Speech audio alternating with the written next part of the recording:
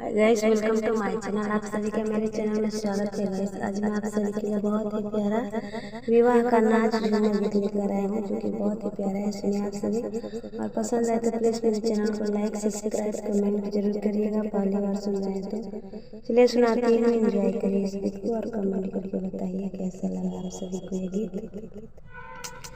हल्ला पूरा भाई बा गुजरात छोटी नदी, हल्ला पूरा भाई बा गुजरात छोटी नदी, हल्ला पूरा भाई बा गुजरात छोटी नदी, हल्ला पूरा भाई बा गुजरात छोटी नदी।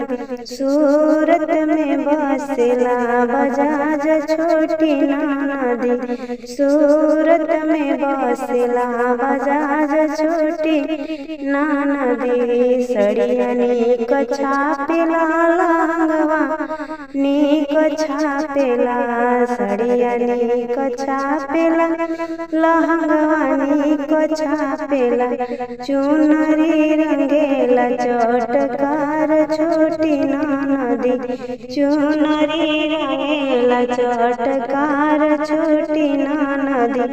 हल्ला पूरा भइल बा शहर में छोटी नदी, हल्ला पूरा भइल बा शहर में छोटी नदी, हल्ला पूरा भइल बा शहर में छोटी नदी। सिवाना में बसेला हलवाई छोटी नदी, सिवाना में बसेला हलवाई छोटी नदी। समोसा भोल बनावेला चौमिंगवा भोल बनावेला, समोसा भोल बनावेला चौमिंगवा भोल बनावेला, चाटवा बनावे चटकार छोटी नदी, चाटवा बनावे चटपटदार छोटी नदी। हल्ला पूरा भइल बा शहर में छोटी नदी, हल्ला पूरा भइल बा शहर में छोटी नदी। पटना में आइल बा सोनार छोटी नदी, पटना में आइल बा सोनार छोटी नदी। हरवानी क गढ़ेला नथियानी क गढ़ेला, हरवानी क गढ़ेला नथिया नीक गढ़ेला, झुमका गढ़ेला तीन ताला छोटी नदी, झुमका गढ़ेला तीन ताला छोटी नदी।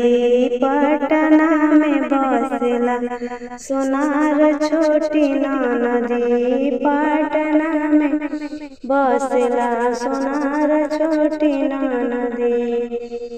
छापरा में बसेला चूड़िहार छोटी नदी, छापरा में बसेला चूड़िहार छोटी नदी।